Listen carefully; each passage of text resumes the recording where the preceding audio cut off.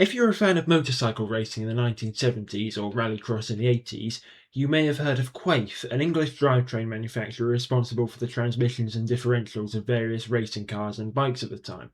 In fact, a Benetton F1 car with a Quaife differential managed to win the 1986 Mexico Grand Prix. Nowadays, they're more into producing parts for road cars like Ford's. Now, all this isn't terribly interesting in the grand scheme of things, but what is very interesting is when Quaife decided to enter the British GT Championship with a modified Ford Escort Cosworth, a car you would more likely expect to see on a rally stage rather than at the top step of GT racing. This is probably in part to the fact that the series was far more experimental at this time. There were actually multiple instances of Escort GT1s, but the Quaife one was unique in being the only one to retain the original four-wheel drivetrain layout of the Escort, and it was just one of three four-wheel drive GT1 cars ever made, with the other two being a Bugatti EB110 and the subject of this video, the unusual Quaife R4 GTS. In 1998, the four-wheel drive Escort was retired, and in its place was this, an almost fully original and in-house design made especially for British GT. Obviously, the main goal was to showcase the company's own drivetrain product, so it wasn't going to be fitted with anyone else's gearboxes. It was equipped with a Quaife four-wheel drive system, not too dissimilar to the one fitted to the Escort. The rest of the internals, though, weren't quite so bespoke. Power was provided by a naturally aspirated Ford V8 engine that gave out around 600 horsepower. No true concrete figures are available, that was the average for the series at the time. The body was entirely original, however, and was supposed to be nothing more than an attractive shell to wrap the ever so important drivetrain in. The car made its racing debut in the first round of the 1998 season at Silverstone and competed in every round that year except round 3 at Croft.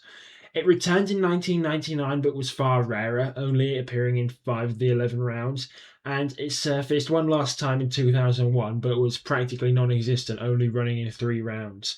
This is perhaps due to the fact that it was inevitably outclassed by all the newer machinery. In all of its appearances, it was driven by the son of company founder Rod Quaife and then company owner Mike Quaife. Unfortunately, as you may have guessed by its less than stellar appearance record, the car wasn't one of these isolated underdog success stories and only managed a best finish of 7th overall on one solitary occasion.